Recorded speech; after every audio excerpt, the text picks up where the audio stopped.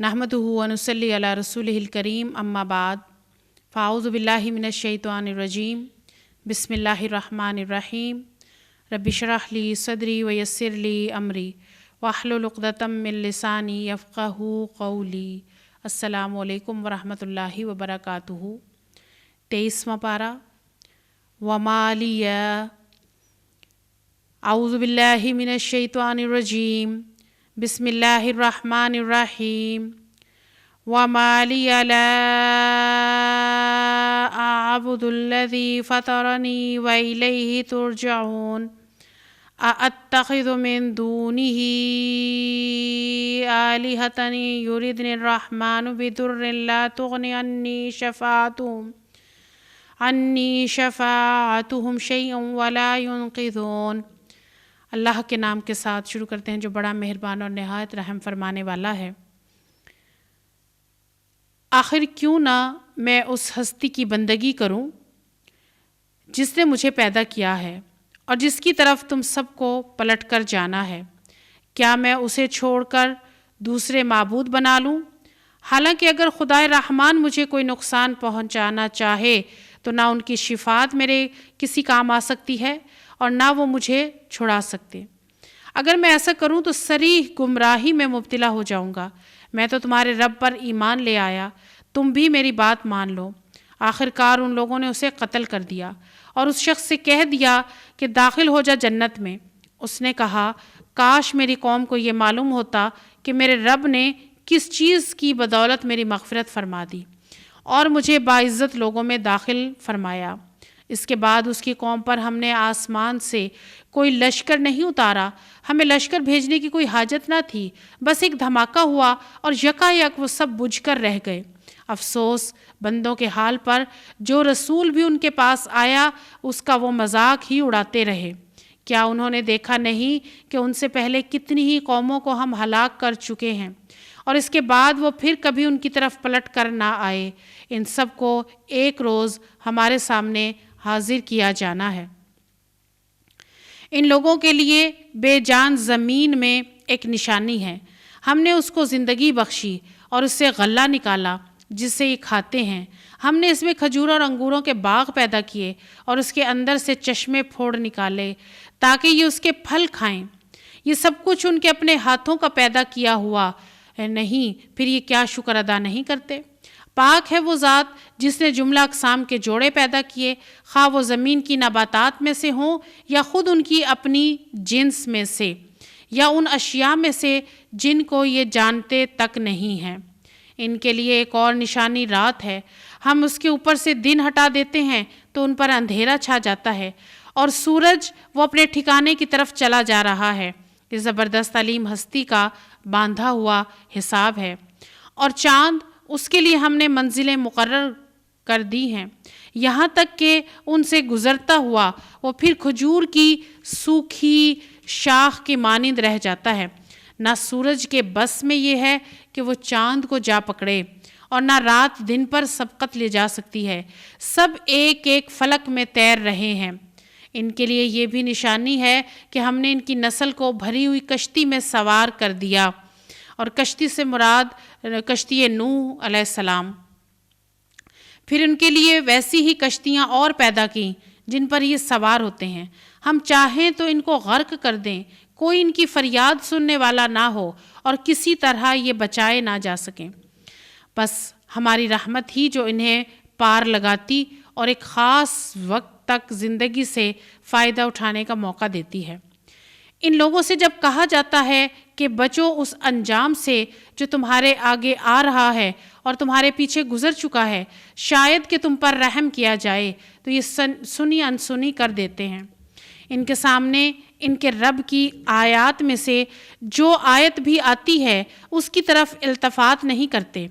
और जब इनसे कहा जाता है कि अल्लाह ने जो रिज़्क़ तुम्हें अता किया है उसमें से कुछ अल्लाह की राह में भी खर्च करो, तो ये लोग जिन्होंने कुफ्र किया है ईमान लाने वालों को जवाब देते हैं, क्या हम उनको खिलाएं जिन्हें अगर अल्लाह चाहता तो खुद खिला देता? तुम तो बिल्कुल ही बहक गए हो। ये लोग कहते हैं कि क़यामत की धमकी कब पूरी होगी, बताओ अगर तुम सच्चे हो।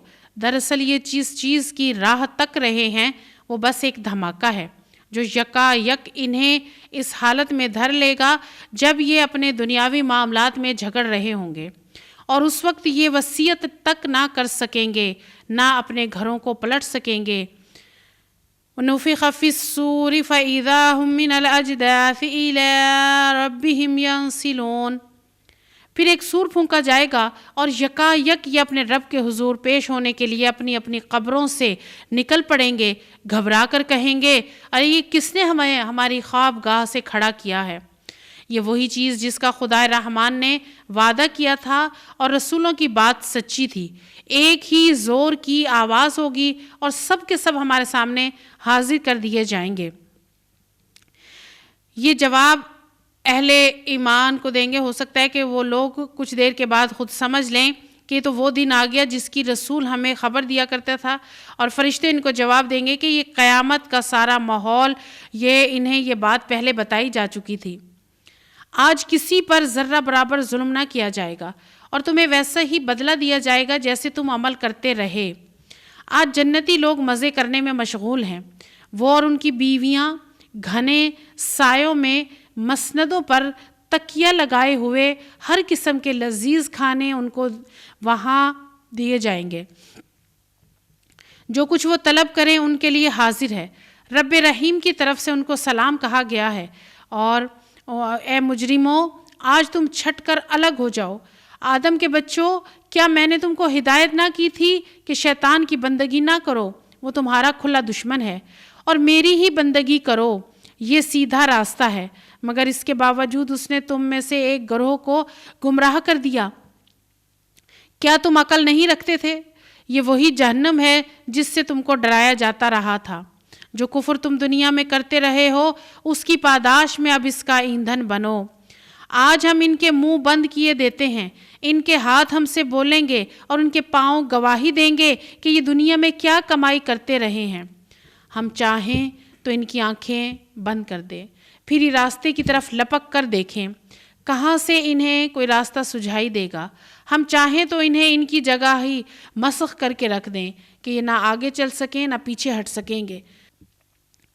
وَمَن نُعَمِّرْهُ نُنَكِّسْهُ فِي الْخَلْقِ أَفَلَا يَعْقِلُونَ۔ جس شخص کو ہم لمبی عمر دیتے ہیں اس کی ساخت کو ہم الٹ ہی دیتے ہیں۔ انہیں عقل نہیں آتی۔ ہم نے اس نبی صلی اللہ علیہ وسلم کو شعر نہیں سکھایا اور نہ شاعری زیب دیتی ہے۔ یہ تو ایک نصیحت ہے اور صاف پڑھی جانے والی کتاب، تاکہ وہ ہر اس شخص کو خبردار کر دے جو زندہ ہو اور انکار کرنے والوں پر حجت قائم ہو جائے۔ کیا یہ لوگ دیکھتے نہیں ہیں کہ ہم نے اپنے ہاتھوں کی بنائی ہوئی چیزوں میں سے ان کے لیے مویشی پیدا کیے ہیں اور اب یہ ان کے مالک ہیں؟ ہم نے انہیں اس طرح ان کے بس میں کر دیا ہے کہ ان میں سے کسی پر یہ سوار ہوتے ہیں، کسی کا گوشت کھاتے ہیں، اور ان کے اندر ان کے لیے طرح طرح کے فائدے اور مشروبات ہیں۔ پھر کیا یہ شکر گزار نہیں ہوتے؟ یہ سب کچھ ہوتے ہوئے انہوں نے اللہ کے سوا دوسرے خدا بنا لیے ہیں، اور یہ امید رکھتے ہیں کہ ان کی مدد کی جائے گی۔ وہ ان کی کوئی مدد نہیں کر سکتے، بلکہ یہ لوگ الٹے ان کے لیے حاضر باش لشکر بنے ہوئے ہیں۔ اچھا، جو باتیں یہ بنا رہے ہیں وہ تمہیں رنجیدہ نہ کریں، ان کی چھپی اور کھلی سب باتوں کو ہم جانتے ہیں۔ کیا انسان دیکھتا نہیں ہے کہ ہم نے اسے نطفہ سے پیدا کیا، پھر وہ صریح جھگڑالو بن کر کھڑا ہو گیا، اب وہ ہم پر مثالیں چسپاں کرتا ہے اور اپنی پیدائش کو بھول جاتا ہے۔ کہتا ہے کہ کون ان ہڈیوں کو زندہ کرے گا جبکہ یہ بوسیدہ ہو چکی ہوں۔ اس سے کہو انہیں وہی زندہ کرے گا جس نے پہلے انہیں پیدا کیا تھا۔ وہ تخلیق کا ہر کام جانتا ہے، وہی جس نے تمہارے لیے ہرے بھرے درخت پیدا کیے، ان میں سے آگ پیدا کی اور تم اسے اپنے چولہے روشن کرتے ہو۔ کیا وہ جس نے آسمان اور زمین کو پیدا کیا اس پر قادر نہیں ہے کہ ان جیسوں کو پیدا کر سکے؟ کیوں نہیں، جبکہ وہ ماہر خلاق ہے۔ وہ تو جب کسی چیز کا ارادہ کرتا ہے تو اس کا کام بس یہ ہے کہ اسے حکم دے کہ ہو جا، اور وہ ہو جاتی ہے۔ پاک ہے وہ جس کے ہاتھ میں ہر چیز کا مکمل اقتدار ہے، اور اسی کی طرف تم پلٹائے جانے والے ہو۔ بسم اللہ الرحمن الرحیم۔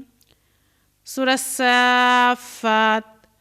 والصافات صفا فالزاجرات زجرا فالتالیات ذکرا۔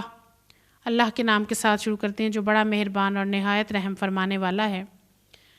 قطار در قطار صف باندھنے والوں کی قسم، پھر ان کی قسم جو ڈانٹنے پھٹکارنے والے ہیں، پھر ان کی قسم جو کلام نصیحت سنانے والے ہیں۔ تمہارا معبود حقیقی بس ایک ہی ہے، اور وہ جو زمین و آسمانوں کا اور تمام ان چیزوں کا مالک ہے جو زمین و آسمان میں ہے، اور سارے مشرقوں کا مالک ہے۔ ہم نے آسمان دنیا کو تاروں کی زینت سے آراستہ کیا، ہر شیطان سرکش سے اس کو محفوظ کیا۔ یہ شیطان ملائے اعلیٰ کی باتیں نہیں سن سکتے، ہر طرف سے مارے اور ہانکے جاتے ہیں۔ یہاں 3 گروہ بتائے ہیں فرشتوں کے جو اللہ تعالیٰ کے احکامات بجا لانے کے لیے ہر وقت تیار رہتے ہیں، اس کی نافرمانی کرنے والوں کو ڈانٹتے اور پھٹکارتے ہیں، اور مختلف طریقوں سے اللہ تعالیٰ کی یاد دلاتے ہیں اور کلام نصیحت سناتے ہیں۔ اور سورج ہمیشہ ایک ہی جگہ سے نہیں نکلتا، بلکہ ہر روز ایک نئے زاویے سے نکلتا ہے۔ اور آسمان دنیا سے مراد قریب کا آسمان ہے، جس کا مشاہدہ کسی دوربین کی مدد کے بغیر ہم آنکھ سے کر سکتے ہیں۔ اور عالم بالا یعنی جو مخلوق ہے، یہ فرشتے، یہ سنتے ہیں اللہ تعالیٰ کی بات، اور ان کے لیے پہم عذاب ہے۔ تاہم اگر کوئی ان میں سے کچھ لے اڑے تو ایک تیز شعلہ اس کا پیچھا کرتا ہے۔ اب ان سے پوچھو، ان کی پیدائش زیادہ مشکل ہے یا ان چیزوں کی جو ہم نے پیدا کر رکھی ہیں؟ ان کو تو ہم نے لیسدار گارے سے پیدا کیا ہے۔ تم اللہ کی قدرت کے کرشموں پر حیران ہو اور یہ اس کا مذاق اڑا رہے ہیں۔ سمجھایا جاتا ہے تو سمجھ کر نہیں دیتے، کوئی نشانی دیکھتے ہیں تو اسے مذاق میں اڑا دیتے ہیں اور کہتے ہیں کہ یہ تو صریح جادو ہے۔ بھلا کہیں ایسا ہو سکتا ہے کہ جب ہم مر چکے ہوں اور مٹی بن جائیں، ہماری ہڈیوں کا پنجر رہ جائے، پھر دوبارہ زندہ کر کے کھڑا کیا جائے؟ اور کیا ہمارے اگلے وقتوں کے آباء و اجداد بھی اٹھائے جائیں گے؟ ان سے کہو ہاں، اور تم خدا کے مقابلے میں بے بس ہو۔ بس ایک ہی جھڑکی ہوگی اور یہ یکایک اپنی آنکھوں سے وہ سب کچھ دیکھ لیں گے جس کی خبر دی جا رہی ہے۔ اس وقت کہیں گے، ہائے ہماری کمبختی، یہ تو یوم الجزا ہے، یہی وہ فیصلے کا دن ہے جسے تم جھٹلایا کرتے تھے۔ احشروا الذین ظلموا وازواجهم وما كانوا يعبدون۔ حکم ہوگا، گھیر لاؤ سب ظالموں اور ان کے ساتھیوں اور ان معبودوں کو جن کی وہ خدا کو چھوڑ کر بندگی کیا کرتے تھے، پھر ان سب کو جہنم کا راستہ دکھاؤ اور ذرا انہیں ٹھہراؤ، ان سے کچھ پوچھنا ہے۔ کیا ہو گیا تمہیں؟ اب کیوں ایک دوسرے کی مدد نہیں کرتے؟ ارے آج تو یہ اپنے آپ کو ایک دوسرے کو حوالے کیے دے رہے ہیں، اس کے بعد یہ ایک دوسرے کی طرف مڑیں گے اور باہم تکرار شروع کر دیں گے۔ پیروی کرنے والے اپنے پیشواؤں سے کہیں گے، تم ہمارے پاس سیدھے رخ سے آتے تھے؟ وہ جواب دیں گے، نہیں، بلکہ تم خود ایمان لانے والے نہ تھے، ہمارا تم پر کوئی زور نہ تھا، تم خود ہی سرکش لوگ تھے۔ آخرکار ہم اپنے رب کے اس فرمان کے مستحق ہو گئے کہ ہم عذاب کا مزہ چکھنے والے ہیں، سو ہم نے تم کو بہکایا، ہم خود بہکے ہوئے تھے۔ اس طرح وہ سب اس روز عذاب میں مشترک ہوں گے۔ ہم مجرموں کے ساتھ یہی کچھ کیا کرتے ہیں۔ یہ وہ لوگ تھے جب ان سے کہا جاتا اللہ کے سوا کوئی معبود برحق نہیں ہے تو یہ گھمنڈ میں آ جاتے تھے اور کہتے تھے، کیا ہم ایک شاعر مجنون کی خاطر اپنے معبودوں کو چھوڑ دیں؟ حالانکہ وہ حق لے کر آیا تھا اور اس نے رسولوں کی تصدیق کی تھی۔ اب ان سے کہا جائے گا، تم لازماً دردناک سزا کا مزہ چکھنے والے ہو، اور تمہیں جو بدلہ بھی دیا جا رہا ہے انہی اعمال کا دیا جا رہا ہے جو تم کرتے رہے ہو۔ مگر اللہ کے چیدہ بندے محفوظ ہوں گے، ان کے لیے جانا بوجھا رزق ہے، ہر طرح کی لذیذ چیزیں اور نعمت بھری جنتیں جن میں وہ عزت کے ساتھ رکھے جائیں گے، تختوں پر آمنے سامنے بیٹھیں گے، شراب کے چشموں سے ساغر بھر بھر کر ان کے درمیان پھرائے جائیں گے۔ یہ چمکتی ہوئی شراب جو پینے والوں کے لیے لذت ہوگی، نہ ان کے جسم کو اس سے کوئی نقصان ہوگا، نہ ان کی عقل اس سے خراب ہوگی، اور ان کے پاس نگاہیں بچانے والی خوبصورت آنکھوں والی عورتیں ہوں گی۔ ایسی نازک جیسے انڈے کے چھلکے اور اس کے نیچے چھپی ہوئی جھلی۔ پھر وہ ایک دوسرے کی طرف متوجہ ہو کر حالات پوچھیں گے۔ ان میں سے ایک کہے گا دنیا میں میرا ایک میرا ہم نشین تھا جو مجھ سے کہا کرتا تھا کیا تم بھی تصدیق کرنے والوں میں سے ہو؟ کیا واقعی جب ہم مر چکے ہوں گے اور مٹی ہو جائیں گے اور ہڈیوں کا پنجر بن کر رہ جائیں گے تو ہمیں جزا سزا دی جائے گی؟ اب کیا آپ لوگ دیکھنا چاہتے ہیں کہ وہ صاحب اب کہاں ہیں؟ یہ کہہ کر جو ہی وہ جھکے گا تو جہنم کی گہرائی میں اس کو دیکھ لے گا اور اس سے خطاب کر کے کہے گا خدا کی قسم تو مجھے تباہ ہی کر دینے والا تھا، میرے رب کا فضل شامل حال نہ ہوتا تو آج میں بھی ان لوگوں میں سے ہوتا جو پکڑے ہوئے آئے ہیں۔ اچھا تو کیا اب ہم مرنے والے نہیں ہیں؟ موت تو جو ہمیں آنی تھی وہ بس پہلے آ چکی، اب ہمیں کوئی عذاب نہیں ہونا۔ دوزخی کے بارے میں کہ جنتی شخص اپنے آپ سے کلام کرنے لگتا ہے اور زبان سے اس طرح کہتا ہے کہ حیرت کے ساتھ کہ یہ کیا ہمارے وہ ساتھی کہاں دیکھتا ہے اسے کہ جہنم میں ہے، تو اپنے آپ سے کہنے لگتا ہے کہ یہ رب کا کرم تھا کہ بچ گیا، ورنہ اس کے ساتھ مجھے بھی یہاں ہی ڈالا جاتا۔ یقیناً یہی عظیم الشان کامیابی ہے، اور ایسی ہی کامیابی کے لیے عمل کرنے والوں کو عمل کرنا چاہیے۔ بولو یہ مہمان نوازی اچھی ہے، یہ زقوم کا درخت، ہم نے اس درخت کو ظالموں کے لیے فتنہ بنا دیا۔ یعنی منکرین جو بات سن کر، قرآن کو سن کر نبی صلی اللہ علیہ وسلم کا مذاق اڑایا کرتے تھے اور کہتے تھے کہ لو اب نہیں سنو، تو ان کے لیے کہا ہے کہ جہنم کی دہکتی ہوئی آگ میں ایک درخت ہوگا جس کا کھانا ان کو دیا جائے گا۔ اس کے شگوفے ایسے ہیں جیسے شیطانوں کے سر، جہنم کے لوگ اسے کھائیں گے اور اسی سے پیٹ بھریں گے، پھر اس پر پینے کے لیے کھولتا ہوا پانی ملے گا۔ اس کے بعد ان کی واپسی دوزخ کی آگ کی طرف ہوگی۔ یہ وہ لوگ ہیں جنہوں نے اپنے باپ دادا کو گمراہ پایا اور انہی کے نقش قدم پر دوڑ چلے، حالانکہ ان سے پہلے بہت سے لوگ گمراہ ہو چکے تھے اور ان میں ہم نے خبردار کرنے والے رسول بھیجے تھے۔ اب دیکھ لو کہ ان خبردار کیے جانے والوں کا کیا انجام ہوا۔ اس بد انجامی سے بس اللہ ہی کے وہ بندے بچے ہیں جنہیں اس نے اپنے لیے خالص کر لیا ہے۔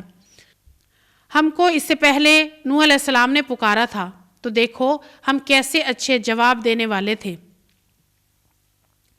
ہم نے اس کو اور اس کے گھر والوں کو کرب عظیم سے بچا لیا اور اسی کی نسل کو باقی رکھا اور بعد کی نسلوں میں اس کی تعریف و توصیف چھوڑ دی۔ سلام ہے نوح علیہ السلام پر تمام دنیا والوں میں۔ ہم نیکی کرنے والوں کو ایسی ہی جزا دیا کرتے ہیں۔ در حقیقت وہ ہمارے مومن بندوں میں سے تھا۔ پھر دوسرے گروہ کو ہم نے غرق کر دیا، اور نوح علیہ السلام ہی کے طریقے پر چلنے والا ابراہیم تھا جب وہ اپنے رب کے حضور قلب سلیم لے کر آیا، جب اس نے اپنے باپ اور اپنی قوم سے کہا یہ کیا چیزیں ہیں جن کی تم عبادت کر رہے ہو؟ کیا اللہ کو چھوڑ کر جھوٹ گھڑے ہوئے معبود چاہتے ہو؟ آخر رب العالمین کے بارے میں تمہارا کیا گمان ہے؟ پھر اس نے تاروں پر نظر ڈالی، کہا میری طبیعت خراب ہے۔ یہاں سے ابراہیم علیہ السلام کے غور و فکر کے بارے میں بتایا جا رہا ہے کہ غور و فکر کیا، اور اس وقت ابراہیم علیہ السلام کو کوئی تکلیف نہیں تھی اور انہوں نے یہ ایک بہانہ بنایا تاکہ سب لوگ چلے جائیں۔ چنانچہ وہ لوگ اسے چھوڑ کر چلے گئے اور ان کے پیچھے وہ چپکے سے ان کے معبودوں کے مندر میں گھس گیا اور بولا آپ لوگ کھاتے کیوں نہیں ہیں؟ کیا ہو گیا؟ آپ لوگ بولتے بھی نہیں۔ اس کے بعد وہ ان پر پل پڑا اور سیدھے ہاتھ سے خوب ضربیں لگائیں۔ وہ لوگ بھاگے بھاگے اس کے پاس آئے۔ اس نے کہا کیا تم اپنی تراشی ہوئی چیزوں کو پوجتے ہو، حالانکہ اللہ ہی نے تم کو بھی پیدا کیا ہے اور ان چیزوں کو بھی جنہیں تم بناتے ہو۔ انہوں نے آپس میں کہا کہ اس کے لیے ایک آگ کا الاؤ تیار کرو اور دہکتی ہوئی آگ کے ڈھیر میں پھینک دو۔ انہوں نے اس کے خلاف ایک کارروائی کرنی چاہی، مگر ہم نے انہی کو نیچا دکھا دیا۔ ابراہیم نے کہا میں اپنے رب کی طرف جاتا ہوں، وہی میری رہنمائی کرے گا۔ اے پروردگار مجھے ایک بیٹا عطا کر جو صالحین میں سے ہو۔ یعنی اپنے رب کی خاطر گھر اور وطن چھوڑا ابراہیم علیہ السلام نے، اور بیٹے کے لیے دعا کی، تو یہ بیٹا اسماعیل علیہ السلام۔ اس دعا کے جواب میں ہم نے اس کو ایک حلیم بردبار لڑکے کی بشارت دی۔ وہ لڑکا جب اس کے ساتھ دوڑ دھوپ کرنے کی عمر کو پہنچ گیا تو ایک روز ابراہیم نے اس سے کہا، بیٹا خواب میں دیکھتا ہوں کہ میں تجھے ذبح کر رہا ہوں، اب تو بتا تیرا کیا خیال ہے؟ اس نے کہا، ابا جان جو کچھ آپ کو حکم دیا جا رہا ہے اسے کر ڈالیے، آپ انشاءاللہ مجھے صابروں میں سے پائیں گے۔ آخر کو جب ان دونوں نے سر تسلیم خم کر دیا اور ابراہیم نے بیٹے کو ماتھے کے بل گرا دیا، ہم نے ندا دی کہ اے ابراہیم تو نے خواب سچ کر دکھایا۔ اللہ تعالیٰ نے ابراہیم علیہ السلام کو طرح طرح سے آزمایا۔ سب سے پہلے وطن چھوڑا، گھر بار چھوڑ کر چلے گئے، اور پھر بیوی اور بیٹے کو دعا کی، بیٹے کے لیے اللہ نے اسماعیل علیہ السلام بیٹا دیا۔ چھوٹا سا بیٹا اور بیوی مکہ میں چھوڑ کر واپس آ گئے، اور جب بچہ چلنے پھرنے کے قابل ہوا تو اللہ تعالیٰ کی طرف سے حکم آ گیا کہ بیٹے کو ذبح کرو۔ خواب میں دیکھا اور دکھایا گیا کہ ذبح کر رہے ہیں، تو اس لیے جب ابراہیم علیہ السلام نے ذبح کرنے کی پوری تیاری کر لی تو ہم نے فرمایا کہ تو نے اپنا خواب سچ کر دکھایا۔ ہم نیکی کرنے والوں کو ایسی ہی جزا دیتے ہیں۔ یقیناً یہ کھلی آزمائش تھی، اور ہم نے ایک بڑی قربانی فدیے میں دے کر اس بچے کو چھڑا لیا، اور اس کی تعریف و توصیف ہمیشہ کے لیے بعد کی نسلوں میں چھوڑی۔ سلام ہے ابراہیم پر، ہم نیکی کرنے والوں کو ایسی ہی جزا دیتے ہیں۔ یقیناً وہ ہمارے مومن بندوں میں سے تھا، اور ہم نے اسے اسحاق کی بشارت دی، ایک نبی صالحین میں سے، اور اسے اسحاق کو برکت دی۔ اب ان دونوں کی ذریت میں سے کوئی محسن ہے اور کوئی اپنے نفس پر صریح ظلم کرنے والا ہے۔ جب ابراہیم علیہ السلام نے تیاری مکمل کر لی ذبح کرنے کی تو اللہ تعالیٰ نے فرمایا کہ ہم نے قبول کر لی، اور مینڈھا جو ہے وہ اس وقت اللہ تعالیٰ کے فرشتے نے ابراہیم علیہ السلام کے سامنے پیش کر دیا تاکہ بیٹے کے بدلے اس کو ذبح کریں، اور اسے بڑی قربانی کے لفظ سے بتایا گیا ہے کہ ابراہیم جیسے وفادار بندے کے لیے اپنے فرزند کو جیسے صابر اور جانثار لڑکے کا فدیہ تھا، تو اس کے علاوہ بڑی قربانی دینے کی وجہ یہ ہے کہ قیامت تک کے لیے اللہ تعالیٰ نے یہ سنت جاری کر دی کہ اہل ایمان دنیا بھر میں جانور قربان کریں اور اپنی وفاداری اور جان نثاری کے عظیم الشان واقعے کی یاد تازہ کریں۔ وَلَقَدْ مَنَنَّا عَلَى مُوسَى وَهَارُونَ وَنَجَّيْنَاهُمَا وَقَوْمُهُمَا مِنَ الْكَرْبِ الْعَظِيمِ، اور ہم نے موسیٰ اور ہارون پر احسان کیا، ان کو اور ان کی قوم کو کرب عظیم سے نجات دی، انہیں نصرت بخشی جس کی وجہ سے وہی غالب رہے، ان کو نہایت واضح کتاب عطا کی، انہیں راہ راست دکھائی، اور بعد کی نسلوں میں ان کا ذکر خیر باقی رکھا۔ سلام ہے موسیٰ اور ہارون پر، ہم نیکی کرنے والوں کو ایسی ہی جزا دیتے ہیں۔ در حقیقت وہ ہمارے مومن بندوں میں سے تھے، اور الیاس بھی یقیناً مرسلین میں سے تھا۔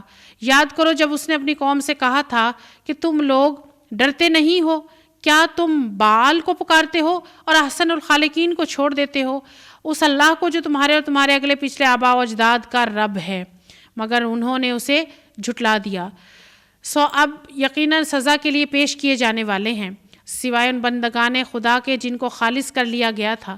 اور الیاس کا ذکر خیر ہم نے بعد کی نسلوں میں باقی رکھا۔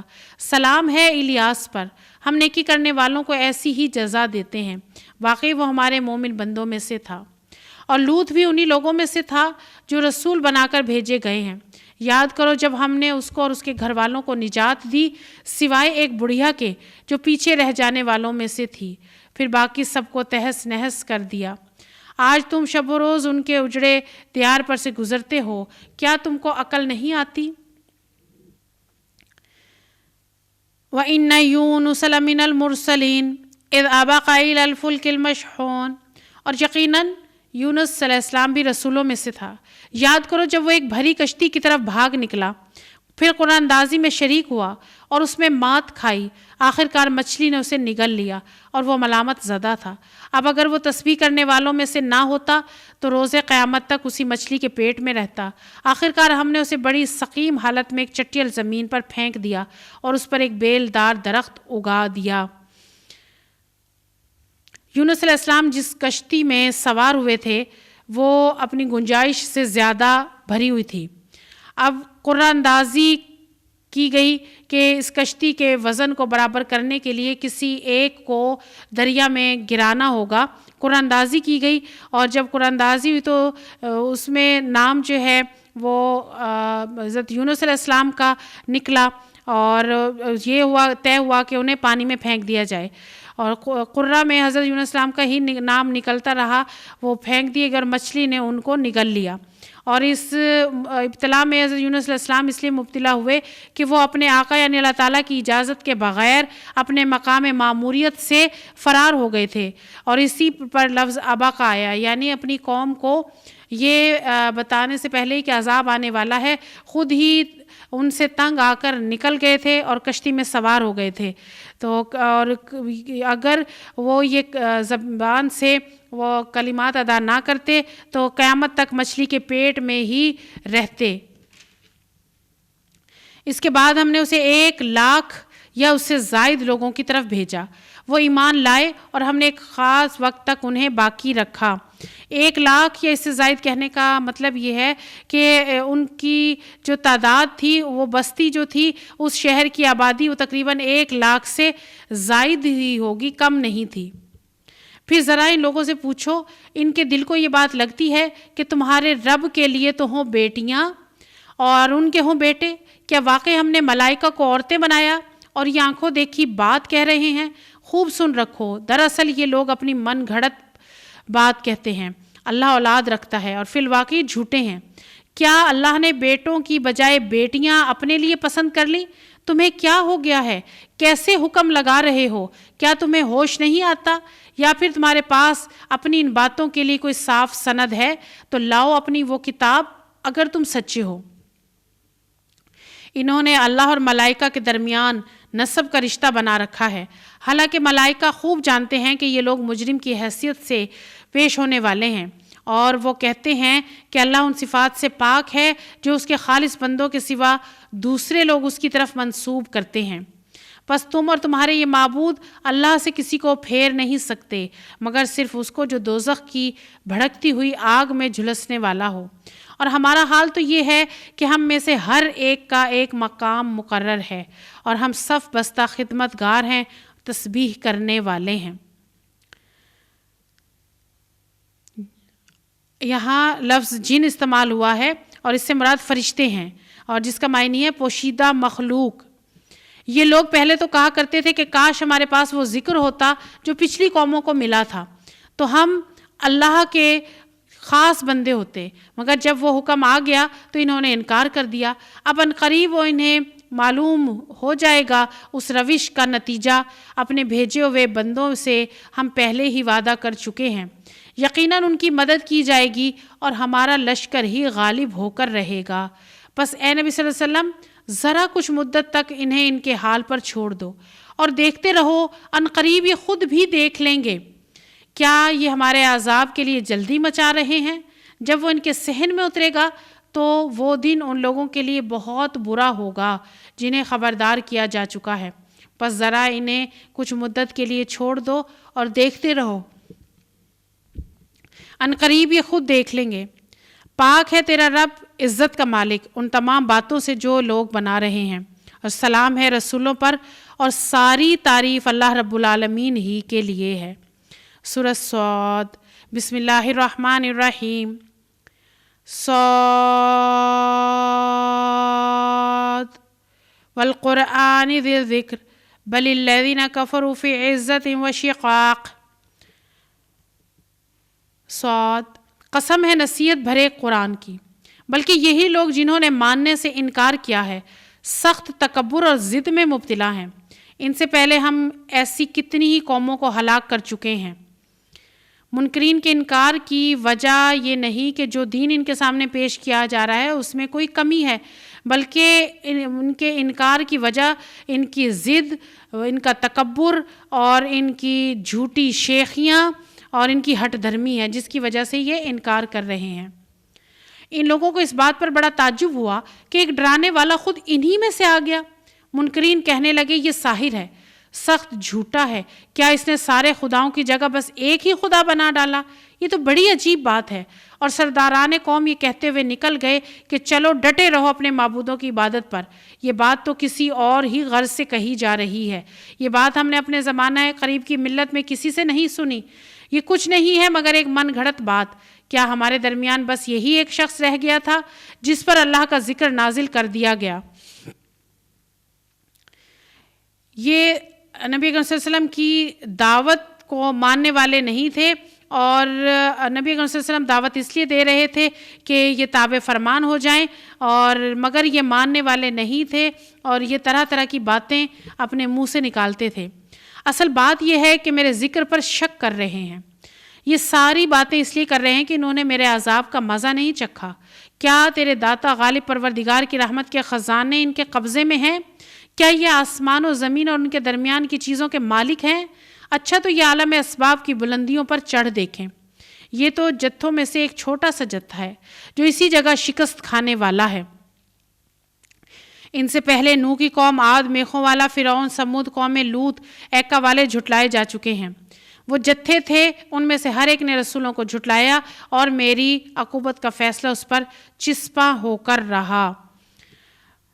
یہ نبی اکرم صلی اللہ علیہ وآلہ وسلم کو اللہ تعالیٰ فرما رہے ہیں کہ یہ دراصل آپ کو نہیں جھٹلا رہے بلکہ مجھے جھٹلا رہے ہیں، اور انہیں تو تمہاری صداقت پر شک نہیں ہے، میری تعلیمات پر شک ہے۔ اور یہاں اشارہ کیا ہے کہ مکہ معظمہ جہاں یہ لوگ باتیں بنا رہے ہیں اسی جگہ یہ شکست کھانے والے ہیں، اور یہیں وہ وقت آنے والا ہے جب یہ منہ لٹکائے یہیں سامنے کھڑے ہوں گے، اور اس پیغمبر کے سامنے جس کو آج نبی نہیں مان رہے ہیں اور جن کی دعوت کو ماننے سے انکار کر رہے ہیں۔ وَمَا يَنظُرُ هَٰؤُلَاءِ إِلَّا صَيْحَةً وَاحِدَةً مَا لَهَا مِن فَوَاقٍ۔ یہ لوگ بھی بس ایک دھماکے کے منتظر ہیں جس کے بعد کوئی دوسرا دھماکہ نہ ہوگا، اور یہ کہتے ہیں کہ اے ہمارے رب، یوم الحساب سے پہلے ہمارا حصہ ہمیں جلدی سے دے دے۔ اے نبی صلی اللہ علیہ وسلم، صبر کرو ان باتوں پر جو یہ لوگ بناتے ہیں، اور ان کے سامنے ہمارے بندے داؤد علیہ السلام کا قصہ بیان کرو، جو بڑی قوتوں کا مالک تھا، ہر معاملے میں اللہ کی طرف رجوع کرنے والا تھا۔ ہم نے پہاڑوں کو اس کے ساتھ مسخر کر رکھا تھا کہ صبح و شام اس کے ساتھ تسبیح کرتے تھے، پرندے سمٹ آتے سب اس کی تسبیح کی طرف متوجہ ہو جاتے تھے۔ ہم نے اس کی سلطنت مضبوط کر دی تھی، اس کو حکمت عطا کی تھی اور فیصلہ کن بات کہنے کی صلاحیت بخشی تھی۔ پھر تمہیں کچھ خبر پہنچی ان مقدمے والوں کی جو دیوار پر چڑھ کر اس کے بالا خانے میں گھس آئے تھے؟ جب وہ داؤد علیہ السلام کے پاس پہنچے تو انہیں دیکھ کر گھبرا گیا۔ انہوں نے کہا، ڈریے نہیں، ہم دو فریق مقدمہ ہیں جن میں سے ایک نے دوسرے پر زیادتی کی ہے۔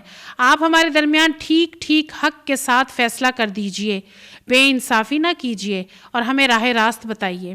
یہ میرا بھائی ہے، اس کے پاس 99 دمبیاں ہیں اور میرے پاس صرف ایک دمبی۔ اس نے مجھ سے کہا، یہ ایک دمبی بھی میرے حوالے کر دو۔ اس نے گفتگو میں مجھے دبا لیا۔ داؤد نے جواب دیا، اس شخص نے اپنی دمبیوں کے ساتھ تیری دمبی ملا لینے کا مطالبہ کر کے یقیناً تجھ پر ظلم کیا۔ یعنی بھائی نے جو بتایا کہ اس کے پاس 99 اور میرے پاس ایک دمبی، تو یہ نہیں کہا کہ میرے سے چھین لی، بلکہ کہا کہ میرا بھائی مجھ سے یہ دمبی مانگ رہا ہے اور یہ بڑی شخصیت کا آدمی ہے، اور یہ اس لیے مجھ پر دباؤ ڈال رہا ہے کہ اس کے پاس تو زیادہ ہے اور میرے پاس صرف ایک ہے۔ اور واقعہ یہ ہے کہ مل جل کر ساتھ رہنے والے لوگ اکثر ایک دوسرے پر زیادتیاں کرتے رہتے ہیں۔ بس وہی لوگ اس سے بچے ہوئے ہیں جو ایمان رکھتے اور عمل صالح کرتے ہیں، اور ایسے لوگ کم ہی ہیں۔ داؤد سمجھ گیا کہ یہ تو ہم نے دراصل اس کی آزمائش کی ہے، چنانچہ اس نے اپنے رب سے معافی مانگی اور سجدے میں گر گیا اور رجوع کر لیا۔ تب ہم نے اس کا قصور معاف کیا، یقیناً ہمارے ہاں اس کے لیے تقرب کا مقام اور بہتر انجام ہے۔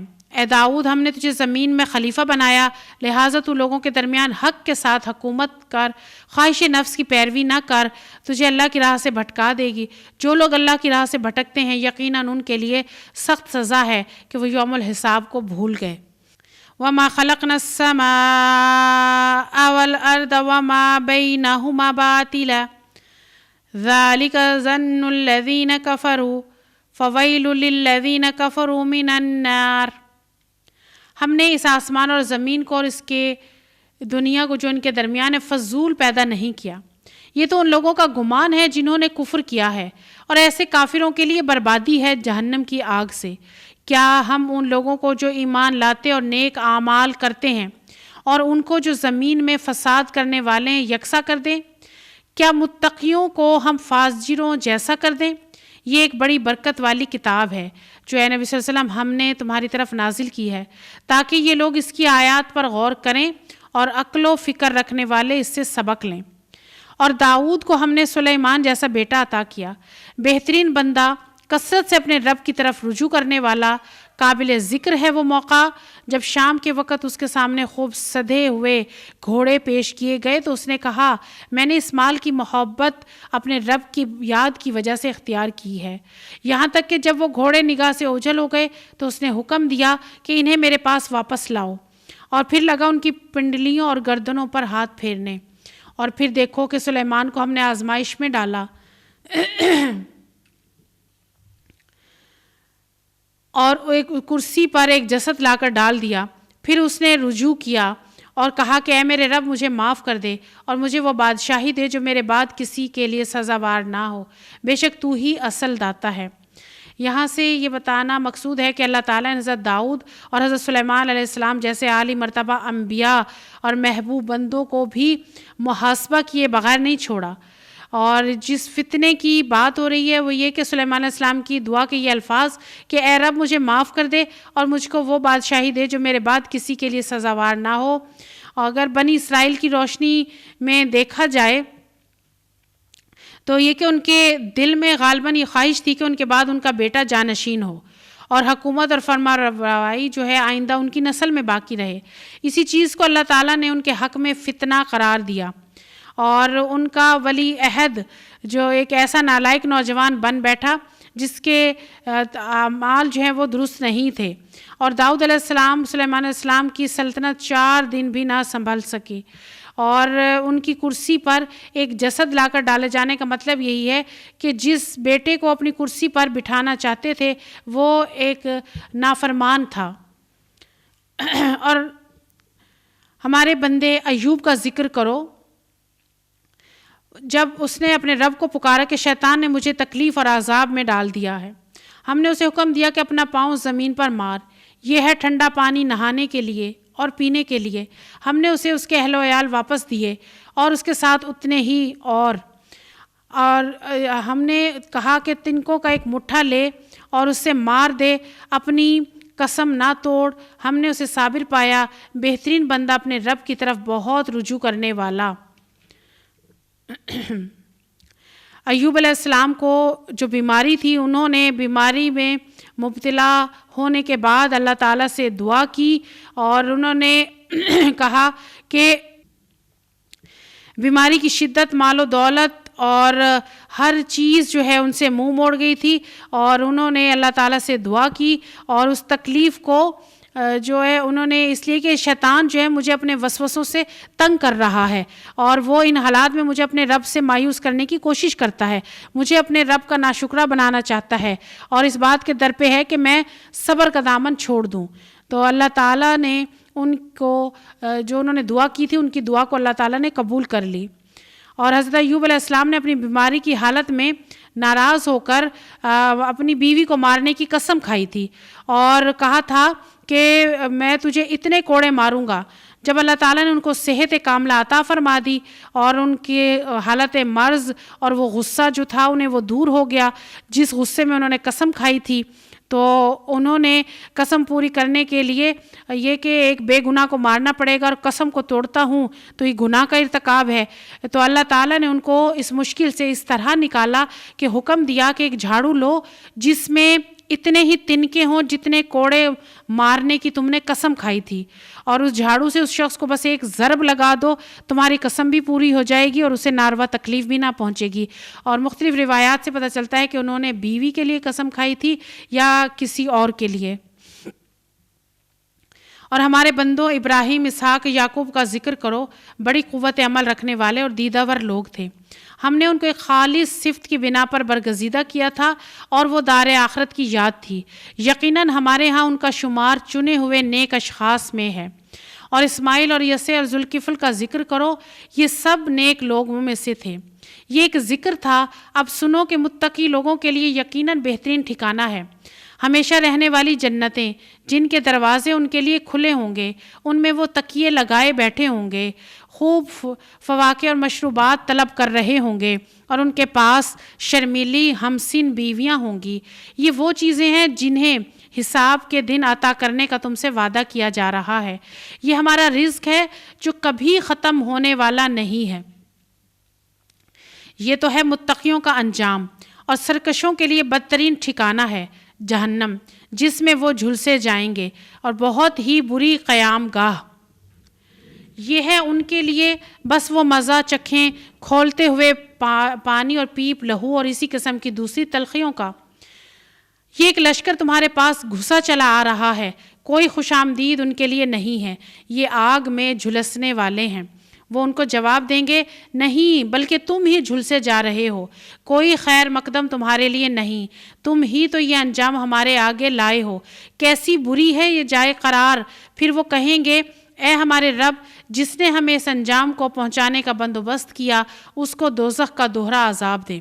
اور وہ آپس میں کہیں گے، کیا بات ہے، ہم ان لوگوں کو کیوں نہیں دیکھتے جنہیں ہم دنیا میں برا سمجھتے تھے؟ ہم نے یوں ہی ان کا مذاق بنا لیا تھا، یا وہ کہیں نظروں سے اوجھل ہیں؟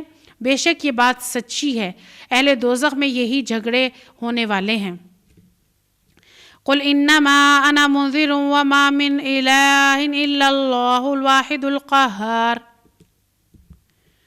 اے نبی صلی اللہ علیہ وسلم، ان سے کہو، میں تو بس ایک خبردار کر دینے والا ہوں، کوئی حقیقی معبود نہیں مگر اللہ، جو یکتا ہے، سب پر غالب، آسمانوں اور زمین کا مالک، اور ان ساری چیزوں کا مالک جو ان کے درمیان ہے، زبردست اور درگزر کرنے والا۔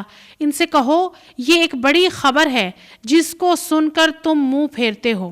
ان سے کہو، مجھے اس وقت کی کوئی خبر نہ تھی جب مولائے اعلیٰ میں جھگڑا ہو رہا تھا، مجھ کو تو وحی کے ذریعے یہ باتیں صرف اس لیے بتائی جاتی ہیں کہ میں کھلا کھلا خبردار کرنے والا ہوں۔ جب تیرے رب نے فرشتوں سے کہا، میں مٹی سے ایک بشر بنانے والا ہوں، پھر جب میں اسے پوری طرح بنا دوں اور اس میں اپنی روح پھونک دوں تو تم اس کے آگے سجدے میں گر جاؤ۔ اس حکم کے مطابق فرشتے سب کے سب سجدے میں گر گئے، مگر ابلیس نے بڑائی کا گھمنڈ کیا اور وہ کافروں میں سے ہو گیا۔ رب نے فرمایا، اے ابلیس، تجھے کیا چیز سجدہ کرنے سے روکتی ہے جسے میں نے اپنے دونوں ہاتھوں سے بنایا ہے؟ تو بڑا بن رہا ہے یا تو ہے ہی کچھ اونچے درجے کی ہستیوں میں سے؟ اس نے جواب دیا، میں اس سے بہتر ہوں، آپ نے مجھ کو آگ سے پیدا کیا اور اس کو مٹی سے۔ فرمایا، اچھا تو یہاں سے نکل جا، تو مردود اور تیرے اوپر یوم الجزا تک میری لعنت ہے۔ وہ بولا، اے میرے رب، یہ بات ہے تو پھر اس وقت تک کے لیے مجھے مہلت دے جب یہ لوگ دوبارہ اٹھائے جائیں گے۔ فرمایا، اچھا تجھے اس روز تک کی مہلت ہے جس کا وقت مجھے معلوم ہے۔ اس نے کہا، تیری عزت کی قسم، میں ان سب لوگوں کو بہکا کر رہوں گا سوائے تیرے ان بندوں کے جنہیں تو نے خالص کر لیا ہے۔ فرمایا، تو یہ حق ہے اور میں یہ حق ہی کہا کرتا ہوں، میں جہنم کو تجھ اور ان سب لوگوں سے بھر دوں گا جو ان انسانوں میں سے تیری پیروی کریں گے۔ اے نبی صلی اللہ علیہ وسلم، ان سے کہہ دو کہ میں اس تبلیغ پر تم سے کوئی اجر نہیں مانگتا اور نہ میں بناوٹی لوگوں میں سے ہوں۔ یہ تو ایک نصیحت ہے تمام جہان والوں کے لیے، اور تھوڑی ہی مدت گزرے گی کہ تمہیں اس کا حال خود معلوم ہو جائے گا۔ بسم اللہ الرحمن الرحیم۔ سورۃ الزمر۔ تنزیل الکتاب من اللہ العزیز الحکیم۔ اللہ کے نام کے ساتھ شروع کرتے ہیں جو بڑا مہربان اور نہایت رحم فرمانے والا ہے۔ اس کتاب کا نزول اللہ زبردست اور دانا کی طرف سے ہے۔ اے نبی صلی اللہ علیہ وسلم، یہ کتاب ہم نے تمہاری طرف برحق نازل کی ہے، لہٰذا تم اللہ ہی کی بندگی کرو، دین کو اسی کے لیے خالص کرتے ہوئے۔ خبردار، دین خالص اللہ کا حق ہے۔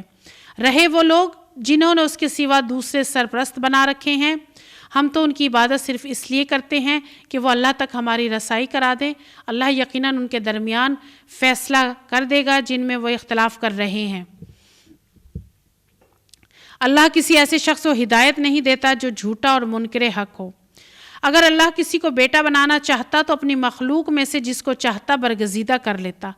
پاک ہے وہ اس سے کہ اس کا کوئی بیٹا ہو۔ وہ اللہ ہے اکیلا اور سب پر غالب۔ اس نے آسمان اور زمین کو برحق پیدا کیا ہے۔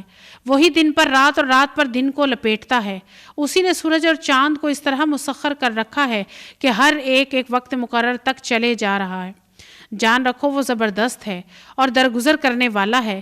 اسی نے تم کو ایک جان سے پیدا کیا، پھر وہی ہے جس نے جان سے اس کا جوڑا بنایا، اور اسی نے تمہارے لیے مویشیوں میں سے 8 نر اور مادہ پیدا کیے، اور مویشی سے مراد ہیں اونٹ، گائے، بھیڑ، بکری، اور ان کے 4 مادہ مل کر 8 نر مادہ بنتے ہیں۔ وہ تمہاری ماؤں کے پیٹوں میں 3 تاریک پردوں کے اندر تمہیں ایک شکل دیتا چلا جاتا ہے۔ یہی اللہ جس کا یہ کام ہے، تمہارا رب ہے، بادشاہی اسی کی ہے، کوئی معبود اس کے سوا نہیں ہے۔ پھر تم کدھر سے پھرائے جا رہے ہو؟ اور 3 پردوں سے مراد ہے پیٹ، رحم اور وہ جھلی جس میں بچہ لپٹا ہوا ہوتا ہے۔ اگر تم کفر کرو تو اللہ تم سے بے نیاز ہے، لیکن وہ اپنے بندوں کے لیے کفر کو پسند نہیں کرتا، اور اگر تم شکر کرو تو اسے وہ تمہارے لیے پسند کرتا ہے۔ کوئی بوجھ اٹھانے والا کسی دوسرے کا بوجھ نہ اٹھائے گا۔ آخر کار تم سب کو اپنے رب کی طرف پلٹنا ہے، پھر وہ تمہیں بتا دے گا کہ تم کیا کرتے رہے ہو۔ وہ تو دلوں کا حال تک جانتا ہے۔ انسان پر جب کوئی آفت آتی ہے تو وہ اپنے رب کی طرف رجوع کر کے اسے پکارتا ہے، پھر جب اس کا رب اپنی نعمت سے نواز دیتا ہے تو مصیبت کو بھول جاتا ہے جس پر وہ پہلے پکار رہا تھا، اور دوسروں کو اللہ کا ہمسر ٹھہراتا ہے تاکہ اس کی راہ سے گم کر دے۔ اے نبی صلی اللہ علیہ وسلم، اس سے کہو کہ تھوڑے دن اپنے کفر سے لطف اٹھا لے، یقیناً دوزخ میں جانے والا ہے۔ رات کی گھڑیوں میں کھڑا رہتا اور سجدے کرتا ہے، آخرت سے ڈرتا اور اپنے رب کی رحمت سے امید لگاتا ہے۔ ان سے پوچھو کیا جاننے اور نہ جاننے والے دونوں کبھی برابر ہو سکتے ہیں؟ نصیحت تو عقل رکھنے والے ہی قبول کرتے ہیں۔ قل یا عباد الذین آمنوا اتقوا ربکم للذین احسنوا فی هذه الدنیا حسنہ وارض اللہ واسعہ انما یوفی الصابرون اجرهم بغیر حساب۔ اے نبی صلی اللہ علیہ وسلم، کہو کہ میرے بندو جو ایمان لائے ہو، اپنے رب سے ڈرو۔ جن لوگوں نے اس دنیا میں نیک رویہ اختیار کیا ہے ان کے لیے بھلائی ہے، اور خدا کی زمین وسیع ہے۔ صبر کرنے والوں کو تو ان کا اجر بے حساب دیا جائے گا۔ اگر کسی شہر، ملک یا علاقے میں اللہ کی بندگی کرنے میں رکاوٹ آ رہی ہو تو کسی ایسی دوسری جگہ چلے جائیں جہاں مشکلات نہ ہو اور اللہ کی بندگی میں کرنے میں آسانی ہو۔ اے نبی صلی اللہ علیہ وسلم، ان سے کہو مجھے حکم دیا گیا ہے کہ دین کو اللہ کے لیے خالص کر کے اس کی بندگی کروں، اور مجھے حکم دیا گیا ہے کہ سب سے پہلے میں خود مسلم بنوں۔ کہو اگر میں اپنے رب کی نافرمانی کروں تو مجھے ایک بڑے دن کے عذاب کا خوف ہے۔ کہہ دو کہ میں تو اپنے دین کو اللہ کے لیے خالص کر کے اسی کی بندگی کروں گا، تم اس کے سوا جس کی بندگی کرنا چاہو کرتے رہو۔ کہو اصل دیوالیے تو وہی ہیں جنہوں نے قیامت کے روز اپنے آپ کو اور اپنے اہل و عیال کو گھاٹے میں ڈال دیا۔ خوب سن رکھو، یہی کھلا دیوالیہ ہے۔ ان پر آگ کی چھتریاں اوپر سے بھی چھائی ہوں گی اور نیچے سے بھی۔ یہ وہ انجام ہے جس سے اللہ اپنے بندوں کو ڈراتا ہے۔ پس اے میرے بندو، میرے غضب سے بچو، بخلاف اس کے کہ جن لوگوں نے طاغوت کی بندگی سے اجتناب کیا اور اللہ کی طرف رجوع کر لیا، ان کے لیے خوشخبری ہے۔ بس اے نبی صلی اللہ علیہ وسلم، بشارت دے دو میرے ان بندوں کو جو بات کو غور سے سنتے ہیں اور ان کے بہترین پہلو کی پیروی کرتے ہیں۔ یہ وہ لوگ ہیں جن کو اللہ نے ہدایت بخشی ہے، اور یہی دانش مند ہے۔ اے نبی صلی اللہ علیہ وسلم، اس شخص کو کون بچا سکتا ہے جس پر عذاب کا فیصلہ چسپاں ہو چکا ہو؟ کیا تم اسے بچا سکتے ہو جو آگ میں گر چکا ہو؟ البتہ جو لوگ اپنے رب سے ڈر کر ان کے لیے بلند عمارتیں ہیں، منزل پر منزل بنی ہوئی ہے، جن کے نیچے نہریں بہہ رہی ہوں گی۔ یہ اللہ کا وعدہ ہے، اللہ کبھی اپنے وعدے کی خلاف ورزی نہیں کرتا۔ کیا تم نہیں دیکھتے کہ اللہ نے آسمان سے پانی برسایا، پھر اس کو سوتوں، چشموں اور دریاؤں کی شکل میں بہا دیا؟ کیا تم نہیں دیکھتے کہ اللہ تعالیٰ کس طرح طرح کی کھیتیاں نکالتا ہے جن کی قسمیں مختلف ہیں، پھر وہ کھیتیاں پک کر سوکھ جاتی ہیں، پھر تم دیکھتے ہو کہ وہ زرد پڑ گئیں، پھر آخر کار اللہ ان کو بھوس بنا دیتا ہے۔ در حقیقت اس میں ایک سبق ہے عقل رکھنے والوں کے لیے۔ افمن شرح اللہ صدرہ للاسلام فہو علی نور من ربہ فویل للقاسیۃ قلوبہم من ذکر اللہ اولئک فی ضلال مبین۔ اب کیا وہ شخص جس کا سینہ اللہ نے اسلام کے لیے کھول دیا اور وہ اپنے رب کی طرف سے ایک روشنی پر چل رہا ہے، اس شخص کی طرح ہو سکتا ہے جس نے ان باتوں سے کوئی سبق نہ لیا؟ تباہی ہے ان لوگوں کے لیے جن کے دل اللہ کی نصیحت سے اور زیادہ سخت ہو گئے، وہ کھلی گمراہی میں پڑے ہوئے ہیں۔ اللہ نے بہترین کلام اتارا ہے، ایک ایسی کتاب جس کے تمام اجزاء ہم رنگ ہیں اور جس میں بار بار مضامین دہرائے گئے ہیں۔ اسے سن کر ان لوگوں کے رونگٹے کھڑے ہو جاتے ہیں جو اپنے رب سے ڈرنے والے ہیں، اور پھر ان کے جسم اور ان کے دل نرم ہو کر اللہ کے ذکر کی طرف راغب ہو جاتے ہیں۔ یہ اللہ کی ہدایت ہے جس سے وہ راہ راست پر لے آتا ہے جسے چاہتا ہے، اور جسے اللہ ہی ہدایت نہ دے اس کے لیے پھر کوئی ہادی نہیں ہے۔ اب اس شخص کی بدحالی کا تم کیا اندازہ کر سکتے ہو جو قیامت کے روز عذاب کی سخت مار اپنے منہ پر لے گا۔ ایسے ظالموں سے کہہ دیا جائے گا کہ اب اپنی اس کمائی کا مزہ چکھو جو تم کرتے تھے۔ ان سے پہلے بہت سے لوگ اسی طرح جھٹلا چکے ہیں، آخر ان پر عذاب ایسے رخ سے آیا جدھر ان کا خیال بھی نہ جاتا تھا۔ پھر اللہ نے ان کو دنیا ہی کی زندگی میں رسوائی کا مزہ چکھایا، اور آخرت کا عذاب تو اس سے شدید تر ہے۔ کاش یہ لوگ جانتے۔ ہم نے اس قرآن میں لوگوں کو طرح طرح کی مثالیں دی ہیں کہ یہ ہوش میں آئیں۔ ایسا قرآن جو عربی زبان میں ہے، جس میں کوئی ٹیڑھ نہیں، تاکہ یہ برے انجام سے بچیں۔ اللہ ایک مثال دیتا ہے، ایک شخص تو وہ ہے جس کے مالک ہونے میں بہت سے کج خلق آقا شریک ہیں جو اسے اپنی اپنی طرف کھینچتے ہیں، اور دوسرا وہ شخص ہے جو پورا ایک ہی آقا کا غلام ہے۔ کیا ان دونوں کا حال یکساں ہو سکتا ہے؟ الحمدللہ، مگر اکثر لوگ نادانی میں پڑے ہوئے ہیں۔ اے نبی صلی اللہ علیہ وسلم، ان لوگوں کو اس دنیا سے جانا ہے، آخر کار قیامت کے روز سب اپنے رب کے حضور اپنا اپنا مقدمہ پیش کریں گے۔ یعنی ایک آقا کی غلامی اور بہت سے آقاؤں کی غلامی کا فرق، ایک خدا کی بندگی اور بہت سے خداؤں کی بندگی کا فرق جب سمجھانے کی کوشش کی جاتی ہے تو یہ نادان بن جاتے ہیں، نہیں سمجھتے۔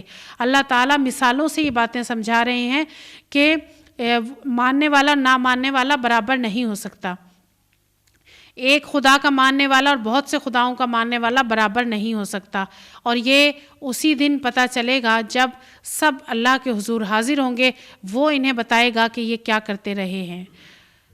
وآخر دعوانا الحمد للہ رب العالمین۔ السلام علیکم ورحمۃ اللہ وبرکاتہ۔ ربنا وتقبل دعا۔